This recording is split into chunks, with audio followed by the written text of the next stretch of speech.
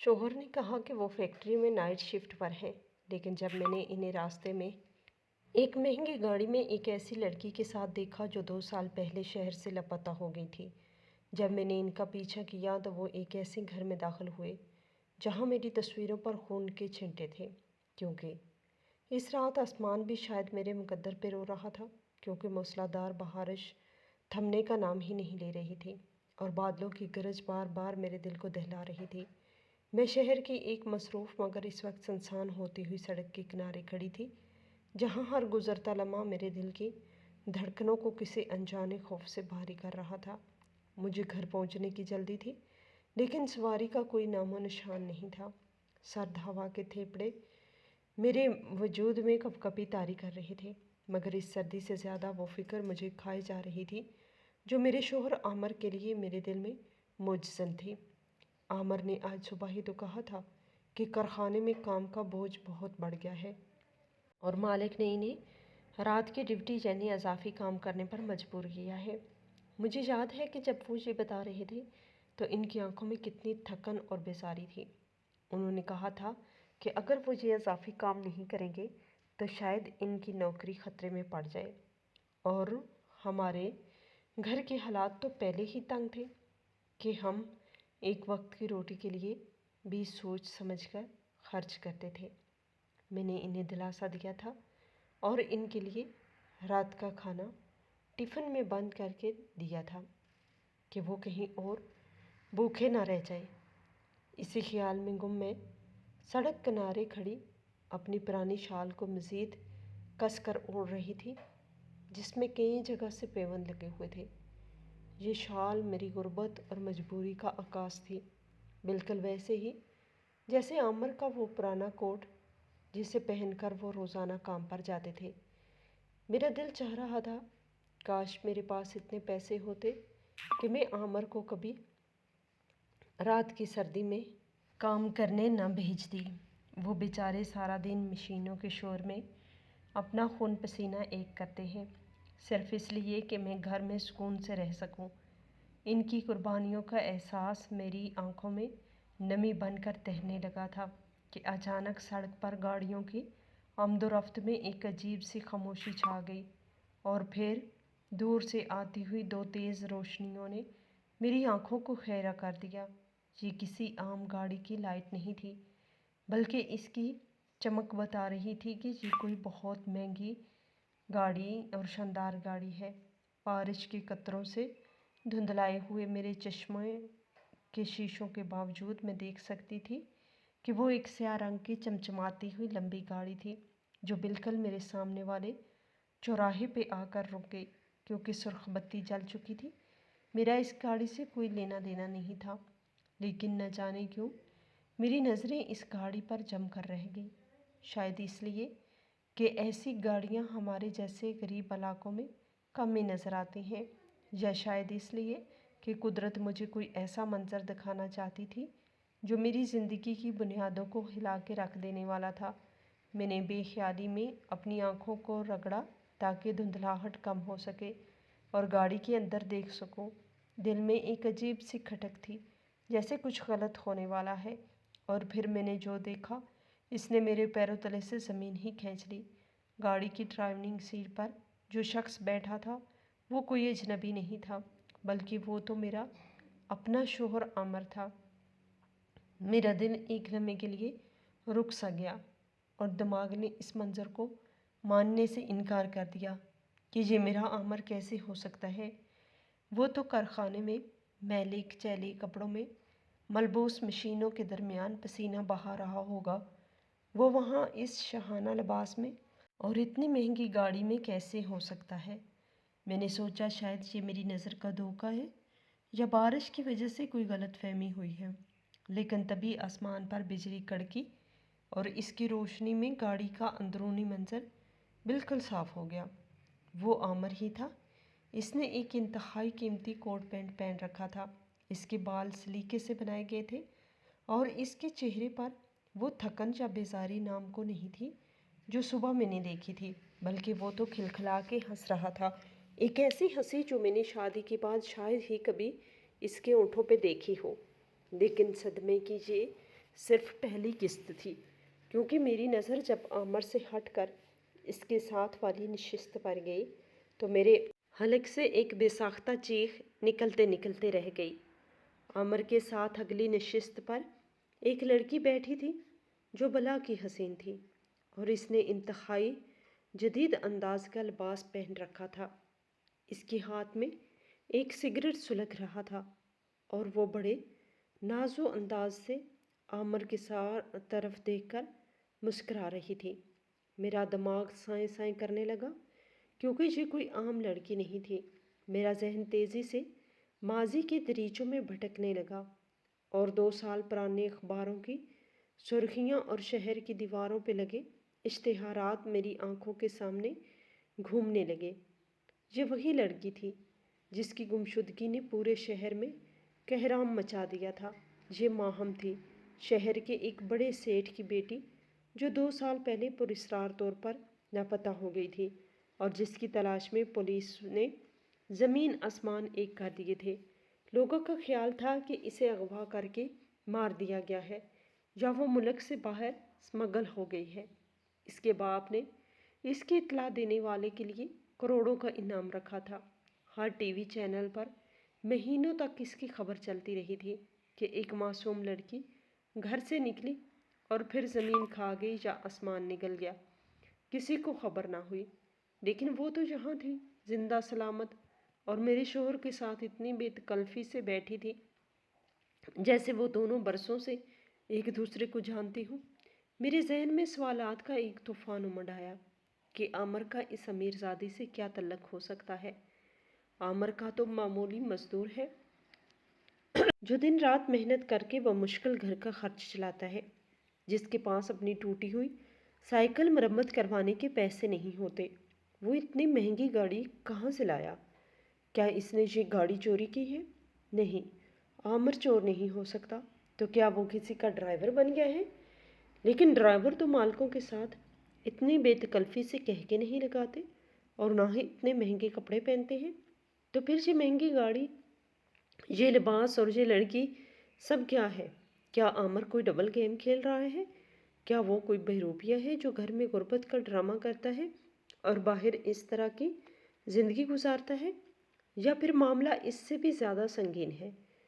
میں نے دیکھا کہ عامر نے اس لڑکی کے ہاتھ پر اپنا ہاتھ رکھا اور کچھ کہا، جس پر وہ لڑکی زور سے ہنسی۔ یہ منظر میرے لیے کسی خنجر سے کم نہیں تھا۔ میرا شوہر جو میرے لیے ایک ایک پائی کا حساب رکھتا تھا، آج اس مفرور لڑکی کے ساتھ عیش کر رہا تھا۔ میرے اندر کا اعتماد ٹوٹ کر کرچی کرچی ہو رہا تھا۔ مجھے اپنی آنکھوں پر یقین نہیں آ رہا تھا۔ جسے میں دیوتا سمجھتی تھی، وہ انسان بھی نہیں نکلا۔ بارش کا پانی میرے آنسوؤں کے ساتھ مل کر میرے چہرے کو بکھو رہا تھا، لیکن مجھے سردی کا احساس ختم ہو چکا تھا۔ اب میرے اندر صرف آگ لگی ہوئی تھی، شک اور غصے کی آگ۔ مجھے لگا کہ میں ابھی جا کر گاڑی کا شیشہ کھٹکھٹاؤں اور عامر کا گریبان پکڑ کر پوچھوں کہ یہ سب کیا تماشا ہے، کہ تم تو کارخانے میں تھے، تو یہاں کیا کر رہے ہو، اور یہ لڑکی تمہارے ساتھ کیا کر رہی ہے؟ لیکن میرے قدم اٹھ نہ سکے، کیونکہ مجھے ڈر تھا کہ کہیں یہ سب سچ نہ ہو، اور اگر عامر نے مجھے پہچاننے سے انکار کر دیا تو میں کیا کروں گی؟ تبھی اشارہ سبز ہوا اور وہ کالی گاڑی آہستہ سے آگے بڑھنے لگی۔ اس کے پہیوں سے اڑتا ہوا کیچڑ میرے کپڑوں پہ گرا، لیکن مجھے پرواہ نہیں تھی۔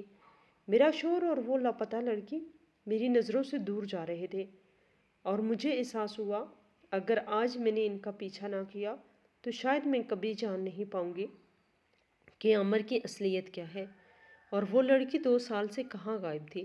یہ محض اتفاق نہیں ہو سکتا، یہ یقیناً کوئی بہت گہری سازش ہے جس میں میرا عامر بھی شامل ہے۔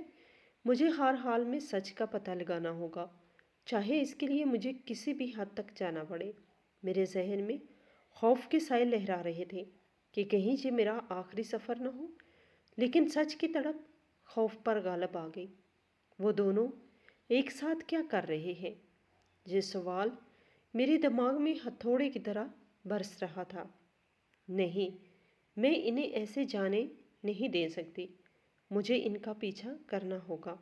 مجھے دیکھنا ہوگا کہ یہ گاڑی کہاں جاتی ہے اور عامر کی یہ رات کی ڈیوٹی دراصل کس دنیا میں لگتی ہے۔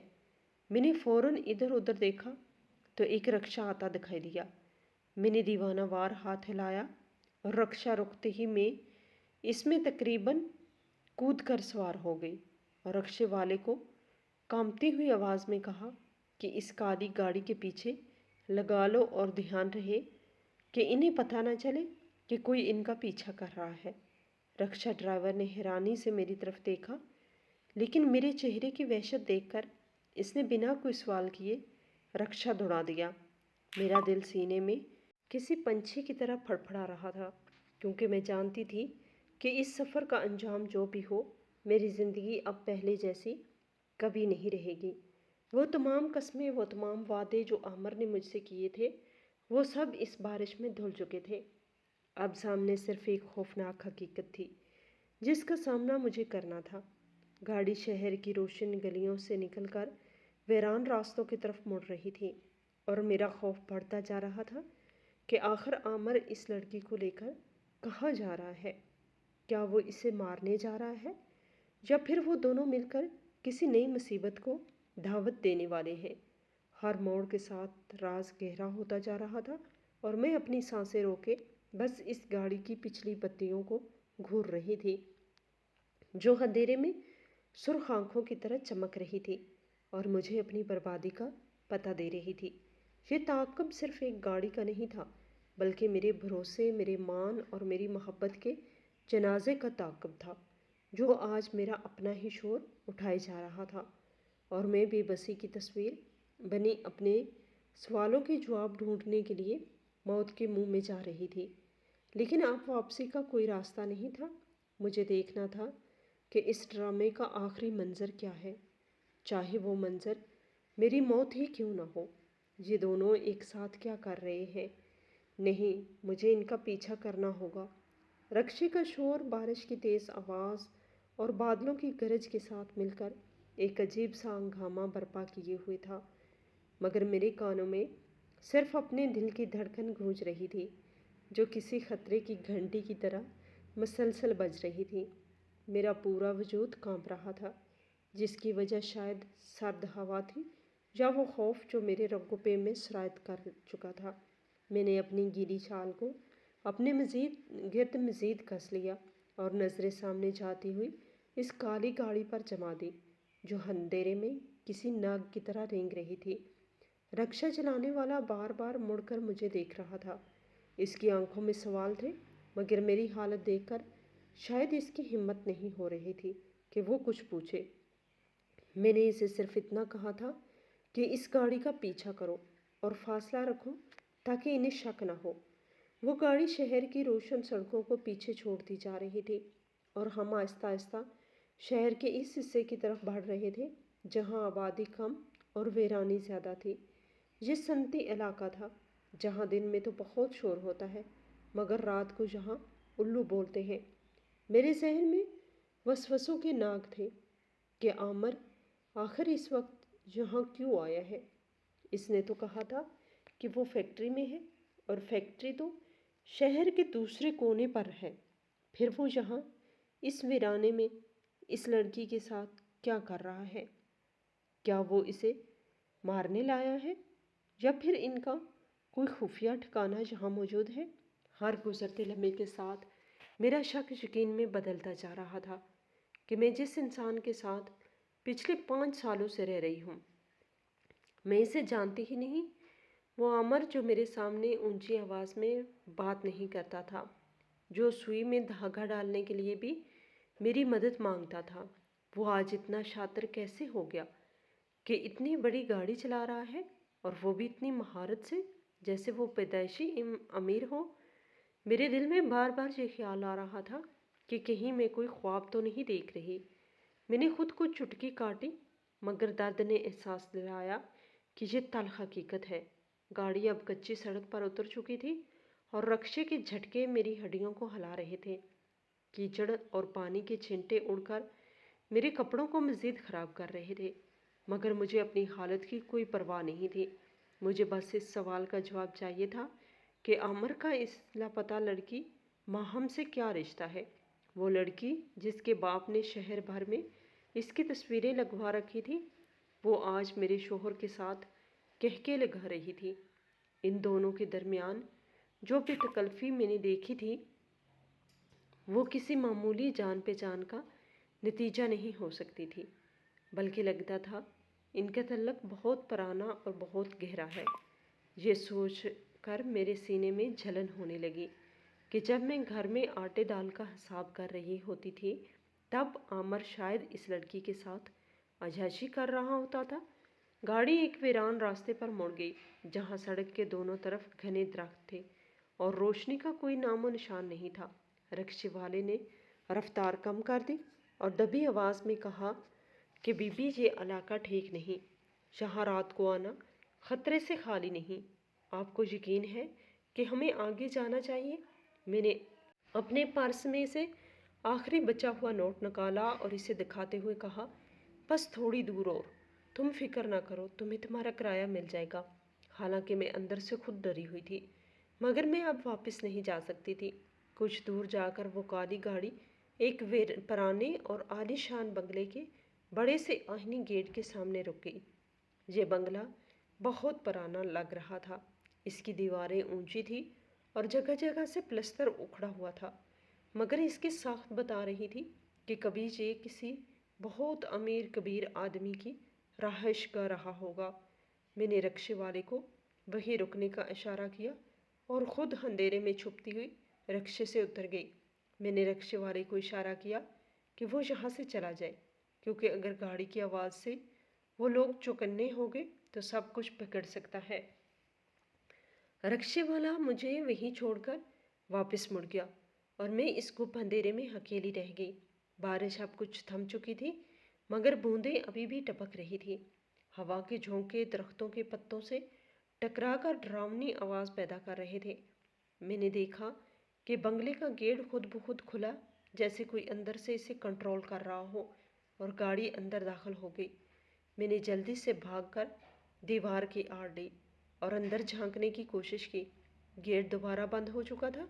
میرے پاس اندر جانے کا کوئی راستہ نہیں تھا، سوائے اس کے کہ میں دیوار پھاند کر جاؤں۔ دیوار اونچی تھی اور گیلی ہونے کی وجہ سے پھسلن بھی تھی، مگر جنون اور سچ جاننے کی تڑپ نے مجھے اتنی طاقت دے دی کہ میں ایک سوکھے درخت کے سہارے دیوار پر چڑھنا شروع کر دیا۔ میرے ہاتھ چھل گئے اور کپڑے جگہ جگہ سے پھٹ گئے، مگر میں کسی نہ کسی طرح دیوار کے اوپر پہنچ گئی اور دوسری طرف چھلانگ لگا دی۔ میں ایک جھاڑی میں جا گری جس سے میرے بازو پر کانٹے چبھ گئے، مگر میں نے اپنے منہ سے سسکی تک نہ نکلنے دی، کیونکہ میں جانتی تھی کہ ذرا سی آہٹ میں میری موت کا پروانہ بن سکتی ہے۔ میں جھاڑیوں کی آڑ میں چھپتی ہوئی بنگلے کی عمارت کی طرف بڑھی۔ یہ جگہ باہر سے جتنی ویران لگ رہی تھی، اندر سے اتنی ہی خوفناک تھی۔ باغ میں گھاس بڑھی ہوئی تھی اور جگہ جگہ پرانے مجسمے پڑے تھے جو اندھیرے میں بھوتوں کی طرح لگ رہے تھے۔ وہ گاڑی پورچ میں کھڑی تھی اور اس کا انجن بند ہو چکا تھا۔ عامر اور وہ لڑکی گاڑی سے اتر کر بنگلے کے اندر جا چکے تھے۔ میں بلی کے پنجوں پہ چلتی ہوئی کھڑکی کے پاس پہنچی، جس میں سے ہلکی سی روشنی باہر آ رہی تھی۔ میں نے اندر جھانکا تو دیکھا یہ ایک بہت بڑا ہال تھا، جس میں پرانا فرنیچر پڑا تھا اور ہر چیز پر دھول جمی ہوئی تھی، لیکن وہاں کوئی نہیں تھا۔ شاید وہ لوگ کسی اور کمرے میں چلے گئے تھے۔ میں نے ہمت کر کے سامنے والے دروازے کو دھکا دیا، جو خوش قسمتی سے کھلا ہوا تھا۔ دروازہ کھلتے ہی ایک عجیب سی بو میرے نتنوں سے ٹکرائی۔ یہ بو نم اور پرانی چیزوں کی تھی، مگر اس میں ایک اور بو بھی شامل تھی جسے میں پہچان نہیں پا رہی تھی۔ میں ہال میں داخل ہو گئی اور دیواروں کے ساتھ لگ کر کھڑی ہو گئی۔ میرے دل کی دھڑکن اتنی تیز تھی کہ مجھے لگ رہا تھا کہ کہیں یہ دیواریں بھی میری دھڑکن نہ سن لیں۔ میں قدم آگے بڑھائی تو لکڑی کا فرش چرچرایا۔ میں وہیں جم گئی اور سانس روک لی، مگر کوئی باہر نہیں آیا۔ گھر میں قبرستان جیسی خاموشی تھی جو بہت پراسرار لگ رہی تھی۔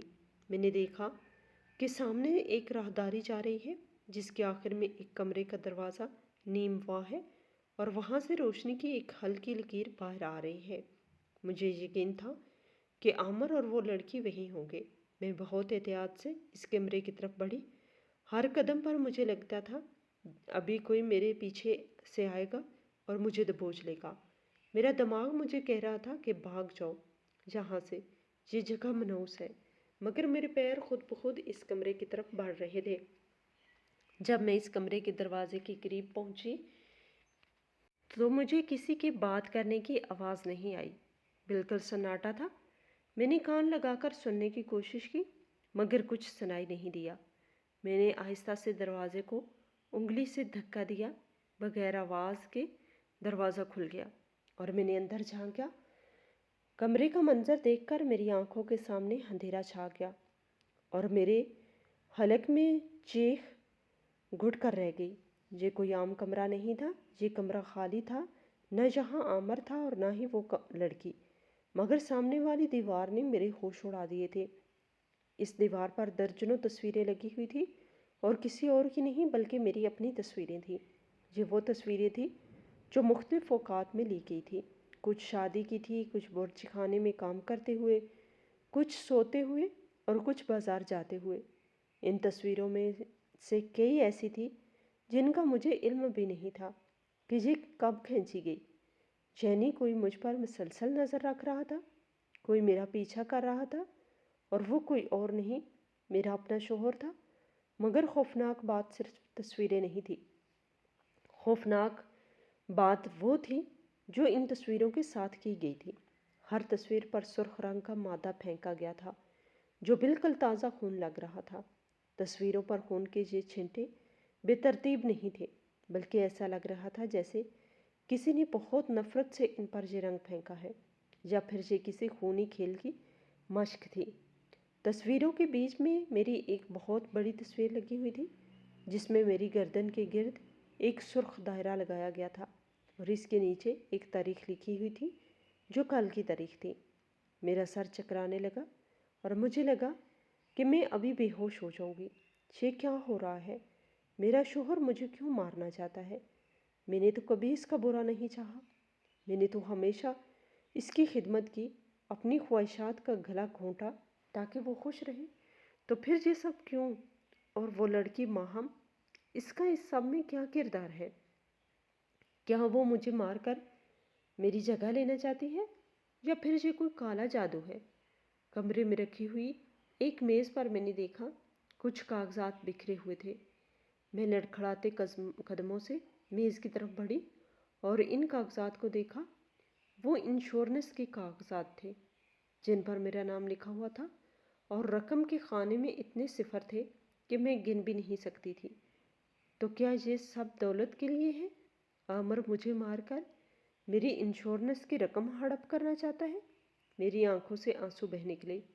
یہ صدمہ برداشت سے باہر تھا کہ میرا اپنا جیون ساتھی میری جان کا دشمن بن چکا ہے۔ میں نے میز پر ایک اور چیز دیکھی، وہ ایک نقشہ تھا جس میں اسی بنگلے کا خاکہ بنا ہوا تھا اور ایک جگہ پر کراس کا نشان لگا ہوا تھا جس کے ساتھ لکھا تھا تدفین کا مقام۔ میرے جسم پر سرد لہر دوڑ گئی۔ وہ لوگ میری قبر تک تیار کر چکے تھے۔ میں خوف سے کانپنے لگی اور پیچھے ہٹنے لگی تاکہ جہاں سے بھاگ سکوں، مگر میری ٹانگوں نے میرا ساتھ چھوڑ دیا تھا۔ دیوار پر لگی میری خون آلود تصویریں مجھے گھور رہی تھیں، جیسے کہہ رہی ہوں کہ تمہارا وقت ختم ہو چکا ہے۔ کمرے کی فضا میں ایک عجیب سی گھٹن تھی، جیسے موت اس کمرے میں رقص کر رہی ہو۔ میں نے سوچا کہ شاید میں ابھی ابھی یہاں سے نکل سکتی ہوں، شاید عامر کو ابھی تک میرے آنے کا علم نہیں ہوا۔ مجھے پولیس کے پاس جانا چاہیے، مجھے کسی کو بتانا چاہیے کہ میری جان خطرے میں ہے، لیکن میں کس پر بھروسہ کروں جب میرا اپنا شوہر ہی میرا قاتل بن گیا ہے؟ میں نے ایک بار پھر تصویروں کو دیکھا۔ ان پر لگا ہوا خون ابھی گیلا لگ رہا تھا، جس کا مطلب تھا کہ یہ کام ابھی کچھ دیر پہلے ہی ہوا ہے، کیونکہ وہ لوگ یہی کہیں آس پاس ہیں اور وہ جانتے ہیں کہ میں ان کے جال میں پھنسنے والی ہوں۔ اچانک مجھے باہر راہداری میں قدموں کی چاپ سنائی دی۔ کوئی اس کمرے کی طرف آ رہا تھا۔ وہ قدموں کی آواز بھاری تھی اور اس کے ساتھ کسی عورت کے ہنسنے کی آواز بھی تھی، وہی منحوس ہنسی جو میں نے گاڑی میں سنی تھی۔ میرے پاس چھپنے کی کوئی جگہ نہیں تھی۔ کمرہ خالی تھا سوائے اس میز اور اس پرانی الماری کے جو کونے میں رکھی تھی۔ میں جلدی سے الماری کی طرف بھاگی اور اس کے پیچھے چھپنے کی کوشش کی۔ میرا دل اتنی زور سے دھڑک رہا تھا کہ مجھے ڈر تھا اس کی آواز باہر تک جائے گی۔ قدموں کی آواز قریب آتی جا رہی تھی اور ساتھ ہی عامر کی آواز آئی جو کہہ رہا تھا کہ بس اب انتظار کی گھڑیاں ختم ہوئیں، آج رات کھیل تمام ہو جائے گا۔ اس کے لہجے میں صفاقی تھی جو میں نے پہلے کبھی نہیں سنی تھی۔ وہ لڑکی جواب میں بولی، تمہیں یقین ہے کہ وہ گھر پر اکیلی ہوگی؟ عامر نے ہنس کر کہا، وہ بیوقوف عورت میرا اتنا یقین کرتی ہے کہ اگر میں اسے زہر بھی لا کر دوں تو وہ امرت سمجھ کر پی لے۔ اسے تو وہم و گمان میں بھی نہیں ہوگا کہ اس کا شوہر اس کے ساتھ کیا کرنے والا ہے۔ ان کی باتیں سن کر میرا کلیجہ منہ کو آ گیا۔ میری رہی سے امید بھی دم توڑ گئی۔ اب کوئی غلط فہمی نہیں تھی، سب کچھ اجاں ہو چکا تھا۔ وہ دونوں کمرے کے دروازے تک پہنچ چکے تھے اور میں الماری کے پیچھے سانس روک کے کھڑی تھی۔ میری نظریں دروازے پر جمی ہوئی تھیں اور میں موت کا انتظار کر رہی تھی۔ دروازہ پورا کھلا اور ان دونوں کے سائے فرش پر لمبے ہوتے ہوئے اندر داخل ہوئے۔ ان کے ہاتھوں میں کچھ اوزار تھے جو اندھیرے میں چمک رہے تھے۔ شاید وہ مجھے مارنے کے آلات تھے۔ میں نے اپنی آنکھیں بند کر لی اور خدا کو یاد کرنے لگی کہ شاید کوئی معجزہ ہو جائے، مگر معجزوں کا وقت شاید گزر چکا تھا۔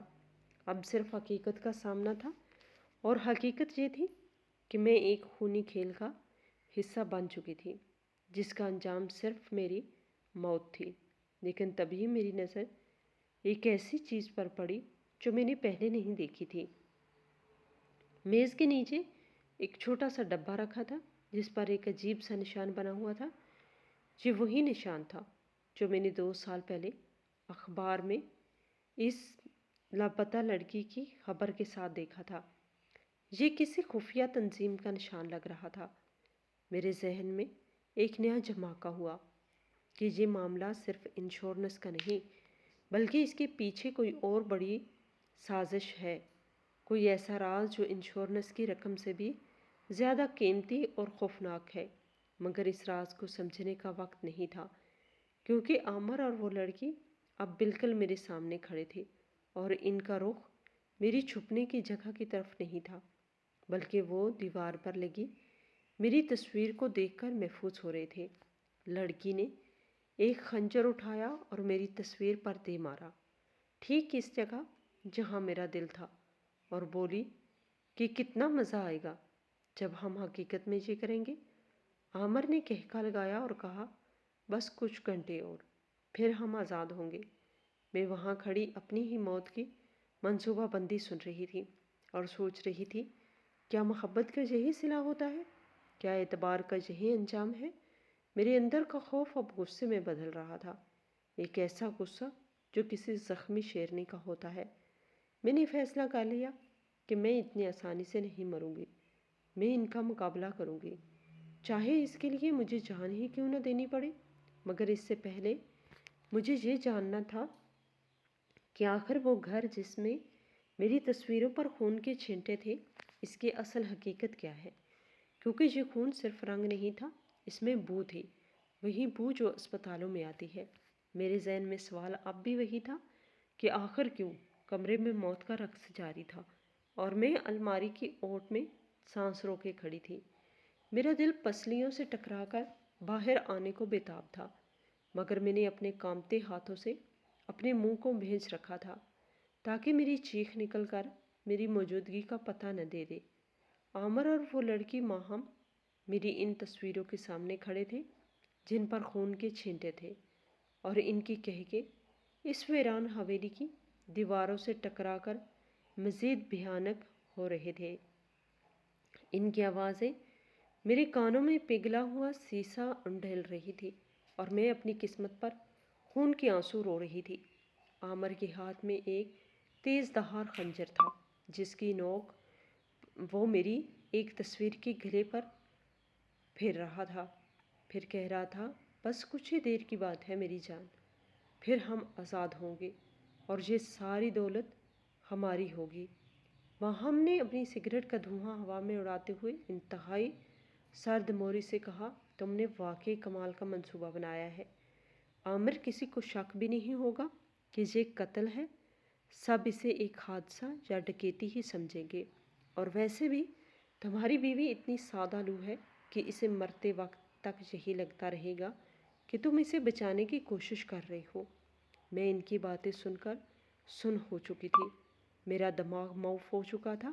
جس انسان کے لیے میں نے اپنی دنیا چھوڑ دی، جس کے لیے میں نے اپنے والدین سے لڑائی کی، جس کی خاطر میں نے اپنی جوانی کے 5 سال غربت اور تنگ دستی میں گزار دیے، آج وہی انسان میری جان کا دشمن بنا ہوا ہے۔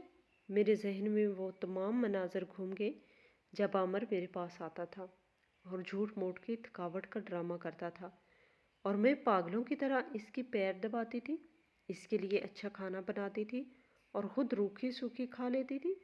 یہ سوچ کر میرے کلیجے میں آگ لگ گئی کہ میری وفا کا صلہ یہ ملا کہ آج وہ ایک غیر عورت کے ساتھ مل کر میرے قتل کی ریہرسل کر رہا ہے۔ میرے اندر کا خوف اب آہستہ آہستہ ایک عجیب سے سرد غصے میں بدل رہا تھا۔ میں نے سوچا، اگر مجھے مرنا ہی ہے تو میں یوں گھٹ گھٹ کر نہیں مروں گی، میں ان کا مقابلہ کروں گی، میں دنیا کو بتاؤں گی کہ یہ دونوں کتنے گھٹیا اور مکار ہیں اور کس طرح انہوں نے میرے جذبات کا خون کیا ہے۔ لیکن میرے پاس کوئی ہتھیار نہیں تھا سوائے میری ہمت اور میرے اللہ پر بھروسے کے۔ اچانک عامر کی نظر میز پر پڑے ان کاغذات پر پڑی جو دراصل میری زندگی کی قیمت تھے، اور وہ بولا کہ بس اس کاغذ پر اس کے دستخط باقی ہیں، اور وہ تو میں آج رات اسے نیند کی گولی دے کر یا کسی بہانے سے لے ہی لوں گا۔ اس کے بعد یہ ساری جائیداد اور یہ بیمہ کی رقم ہمارے نام ہو جائے گی۔ ماہم ہنسی اور بولی کہ تم کتنے ڈرامے باز ہو عامر، تم نے اسے 5 سال تک کیسے برداشت کیا؟ عامر نے نفرت سے تھوکتے ہوئے کہا کہ برداشت مجبوری تھی۔ ماہم، تم جانتی ہو کہ میرے باپ کا سارا کاروبار تباہ ہو گیا تھا اور ہمیں پیسوں کی سخت ضرورت تھی۔ یہ عورت جذباتی بیوقوف تھی، اس کے باپ نے مرتے وقت اس کے نام کافی جائیداد کی تھی جو صرف اسی صورت مل سکتی تھی اگر اس کی شادی ہوتی، اور وہ جائیداد اب اس کی موت کے بعد ہی میرے نام ہو سکتی ہے۔ اسی لیے میں نے اس سے شادی کا ناٹک رچایا، اور اب جب کہ تم واپس آ گئی ہو اور ہم نے مل کر نیا منصوبہ بنا لیا ہے تو اس کی ضرورت ختم ہو گئی ہے۔ یہ سن کر مجھے لگا کسی نے میرے سینے میں خنجر گھونپ دیا ہے۔ تو یہ سب جائیداد کا کھیل تھا، میری محبت، میری قربانی، سب ایک دھوکہ تھا۔ میں وہاں کھڑی رو رہی تھی، مگر میری آنکھوں میں آنسو نہیں تھے بلکہ لہو اتر آیا تھا۔ وہ دونوں اپنی کامیابی کے نشے میں اتنا چور تھے کہ انہیں احساس ہی نہیں ہوا کہ ان کا شکار ان کے سر پر کھڑا سب کچھ سن رہا ہے۔ عامر کہہ رہا تھا، یہ خون کے چھینٹے جو ہم نے تصویروں پر ڈالے ہیں یہ پولیس کو الجھانے کے لیے کافی ہوں گے۔ ہم ثابت کریں گے کہ کوئی نفسیاتی قاتل شہر میں گھوم رہا ہے جس نے میری بیوی کو نشانہ بنایا، اور میں تو بیچارہ مسکین شوہر بن کر سب کی ہمدردیاں سمیٹ لوں گا۔ ماہم نے کہکا لگاتے ہوئے کہا، اور میں جو 2 سال سے لاپتہ ہوں، میں اچانک نمودار ہوں گی اور گواہی دوں گی کہ میں نے قاتل کو دیکھا تھا، اور اس طرح ہم دونوں اس جرم سے صاف بچ نکلیں گے۔ اس کی شیطانی منصوبہ بندی سن کر میرے رونگٹے کھڑے ہو گئے۔ یہ انسان نہیں، درندے تھے۔ تبھی کمرے کے دروازے پر ہوا کے جھونکے سے ایک آہٹ ہوئی۔ عامر اور ماہم چونک کر مڑے۔ میں نے موقع غنیمت جانا اور الماری کی اوٹ سے باہر نکل آئی۔ میرے ہاتھ میں وہاں पड़ा हुआ एक पुराना आहनी गुलदान था जिसे मैंने मजबूती से पकड़ लिया था। आमिर मुझे देखकर पत्थर का हो गया। इसके चेहरे से रंग उड़ गया, जैसे इसने कोई भूत देख लिया हो। इसके मुंह से हकलाते हुए निकला, तुम यहाँ कैसे, और तुम कब आई? माँ हम भी बुखला गई। इसके हाथ में सिगरेट गिर गई। मैंने पूरी कुव्वत से वो गुलदान ज़मीन पर पटका, जिसकी आवाज़ से पूरा कमरा गूंज उठा, और मैंने चीख कर कहा कि हाँ मैं जहाँ हूँ तुम्हारी असलियत देखने के लिए। तुमने क्या समझा था कि मैं बेवकूफ़ हूँ? मैं तुम्हारी बातों में आ जाऊँगी? तुम मुझे मारना चाहते हो तो आओ मारो मुझे, लेकिन याद रखना कि मेरा खून रायगा नहीं जाएगा। आमर ने संभलते हुए खंजर मेरी तरफ सीधा किया और इसकी आंखों में वहशत उतर आई। इसने कहा कि चलो अच्छा हुआ तुम खुद ही आ गई, अब मुझे घर जाकर ड्रामा नहीं करना पड़ेगा। यही किस्सा तमाम कर देते हैं और तुम्हारी लाश को यही दफन कर देंगे। किसी को कानों कान खबर नहीं होगी। वो मेरी तरफ बढ़ा और मेरी सांसें अटक गई। मुझे लगा कि ये आखिरी लम्हा है। मैंने अपनी आंखें बंद कर ली और मौत का इंतज़ार करने लगी। लेकिन ऐन इसी वक्त कमरे की खिड़कियों के शीशे टूटने की ज़ोरदार आवाज़ आई और धमाके से दरवाज़ा खुला। कई सायादार लोग रस्सियाँ डालकर और दरवाज़ा तोड़कर अंदर कूद पड़े। ये पुलिस के ख़ास दस्ते थे। इनके हाथों में बंदूकें थी और इनके पीछे वो रक्शे वाला खड़ा था जिसे मैंने बाहर छोड़ा था। इस खुदातर्स इंसान ने मेरी परेशानी भांप ली थी और मुझे अकेला छोड़ने के बजाय करीब ही मौजूद पुलिस चौकी में इत्तला कर दी थी कि एक औरत की जान खतरे में है। पुलिस ने पलक झपकते ही आमर और माहम को घेरे में ले लिया। आमर ने मज़ाहमत करने की कोशिश की और खंजर लहराया, मगर एक पुलिस अफसर ने इसके हाथ पे गोली मार दी, जिससे खंजर गिर गया और वो चीखता हुआ ज़मीन पर गिर पड़ा। माहम ने भागने की कोशिश की, मगर इसे भी दबोच लिया गया। कमरा पुलिस की भारी जूतों की आवाज़ों और वायरलेस सेट के शोर से भर गया। मैं दीवार के साथ लगकर खड़ी थी और मेरा पूरा जिस्म कांप रहा था। पुलिस का अफसर मेरे पास आया और बोला कि आप महफूज हैं बीबी। शुक्र करें कि इस रक्शे वाले ने हमें बर वक्त इतला दे दी, वरना आज रात कोई बहुत बड़ा सानहा हो सकता था। मैंने इस रक्शे वाले की तरफ देखा जो दरवाजे पे खड़ा मुस्करा रहा था। इस अजनबी ने मेरी जान बचा ली थी, जबकि मेरा अपना शोहर मेरी जान लेने पर तुला हुआ था। अफसर ने आमिर की तरफ इशारा करते हुए बताया कि हम काफ़ी अरसे से इस गिरोह की तलाश में थे। ये माहम लापता नहीं हुई थी, बल्कि ये लोग अमीर लोगों को फंसाते हैं, इनकी जायदाद हड़प कर लेते हैं और फिर इन्हें गायब कर देते हैं। ये एक बैनुल सूबाई गिरोह है जो शादी का ढोंग रचाकर कत्ल करता है। आपके शोहर इसका सरगना है और ये पिछले कई सालों से ये खेल खेल रहा है।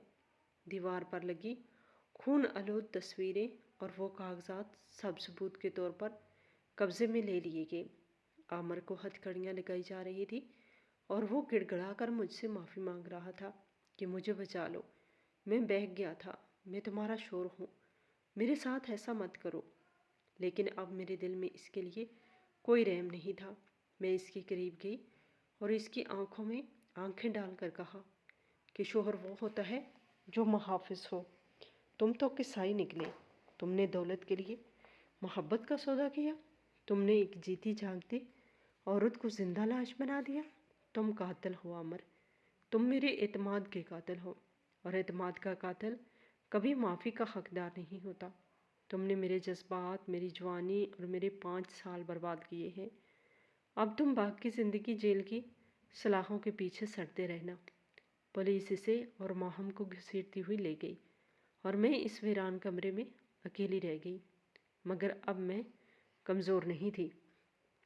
इस रात ने मुझे तोड़ने से बजाय मजबूत बना दिया था। मैंने सीखा था कि अंधा एतमाद इंसान को तबाह कर देता है और कभी कभी अपनों के रूप में भी भेड़िए छुपे होते हैं। मैंने अपने आंसू पूंजे और सर उठाकर बाहर निकली। बारिश थम चुकी थी और आसमान साफ हो रहा था, जैसे कुदरत भी मुझे ये पैगाम दे रही हो कि अंधेरी रात के बाद سویرا ضرور ہوتا ہے۔ میں نے ایک نئی زندگی کی طرف قدم بڑھایا، جہاں دھوکے کی کوئی جگہ نہیں تھی اور جہاں میں اپنی قسمت کی خود مالک تھی۔ یہ سب ایک بھیانک خواب کی طرح تھا جو اب بکھر چکا تھا، مگر اس نے مجھے ایک ایسا سبق دیا تھا جو میں مرتے دم تک نہیں بھول سکتی، کہ انسان کی پہچان اس کے لباس یا گاڑی سے نہیں بلکہ اس کے کردار سے ہوتی ہے، اور سچائی کو چھپایا نہیں جا سکتا، چاہے وہ کتنی ہی گہرائی میں کیوں نہ دبی ہو۔ انسان کی ہوس انسان کو اندھا کر دیتی ہے، لیکن خدا کی لاٹھی بے آواز ہے۔ وہ مظلوم کی مدد وہاں سے کرتا ہے جہاں سے انسان کو گمان بھی نہیں ہوتا۔ اس رات میں نے صرف اپنی جان نہیں بچائی تھی، بلکہ اپنی کھوئی ہوئی عزت نفس بھی واپس پائی تھی۔ میں جانتی تھی کہ آگے کا سفر مشکل ہوگا، لیکن جھوٹے رشتے کے سہارے جینے سے بہتر ہے انسان سچائی کے راستے پر تنہا چلے۔ میں نے اس ویران بنگلے پر ایک آخری نظر ڈالی جہاں میری موت کا سامان تیار تھا، لیکن وہیں سے میری نئی زندگی کا آغاز ہوا تھا۔ میں نے گہرا سانس لیا اور رات کی خنک ہوا کو اپنے اندر اتارا، جو اب مجھے خوفزدہ نہیں بلکہ آزاد محسوس کروا رہی تھی۔ عامر جیسے ناسور اب میری زندگی سے نکل چکے تھے، اور یہی میری سب سے بڑی جیت تھی۔ سچ کہتے ہیں کہ جھوٹ کے پاؤں نہیں ہوتے، اور ظلم جب حد سے بڑھتا ہے تو مٹ جاتا ہے۔ آج میرا یقین اس بات پر پختہ ہو گیا تھا کہ کوئی نادیدہ طاقت ہمیشہ ہمارے ساتھ ہوتی ہے، بس ہمیں ہمت نہیں ہارنی چاہیے۔ میں رکشے والے کے پاس گئی اور اس کا شکریہ ادا کیا، جس نے ثابت کر دیا تھا کہ انسانیت ابھی زندہ ہے، اور خونی رشتوں سے زیادہ کبھی کبھی احساس کے رشتے مضبوط ہوتے ہیں۔